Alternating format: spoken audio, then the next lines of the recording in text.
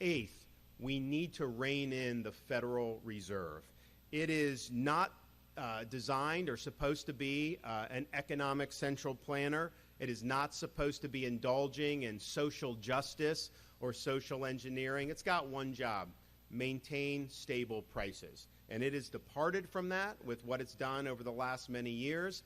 We're now in a situation where they've raised interest rates because they put us in this. And so now affording a home, your mortgage payment is like twice as much as what it would have been 4 or 5 years ago for basically the same home, given how much interest rates have gone up. So the Fed needs to have a limited role in this country. It's not accountable to the electorate. So the idea that it's going to take all this power and that we're all just going to be its guinea pigs, that doesn't work in a republic or a constitutional system. So I will appoint a chairman of the Federal Reserve who understands that, who understands the limited role that it has, and is going to focus on making sure the prices are stable for American businesses and consumers. We also will reject the Federal Reserve's attempt to impose a central bank digital currency on the American people.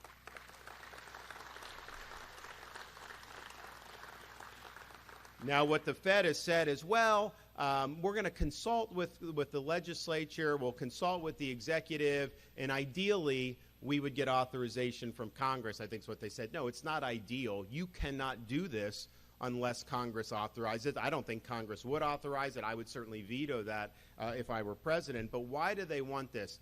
They want to go to a cashless society. They want to eliminate cryptocurrency, and they want all the transactions to go through this central bank digital currency. Now, why do they want to do that? Well, China wants to do it because they impose a social credit system on that.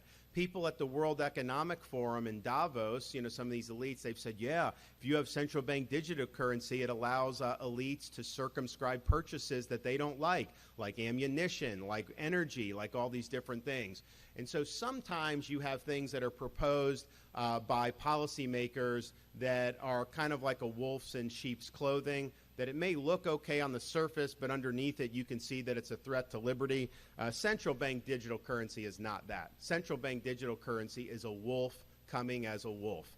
If you think that you can trust unaccountable elites to centrally plan our economy and have oversight over your economic decisions, and that's not going to end up being abused, then I've got some oceanfront property in Arizona I would like to sell you. So we see that this is a threat.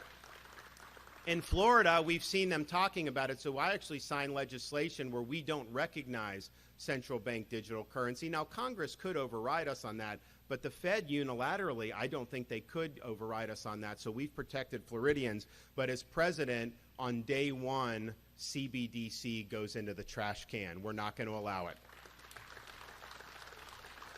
And we are going to let Americans invest in things like Bitcoin and cryptocurrency. No one's forcing you to do it. If you want to do it, you can do it. Biden's war on Bitcoin and cryptocurrency will come to an end when I become president.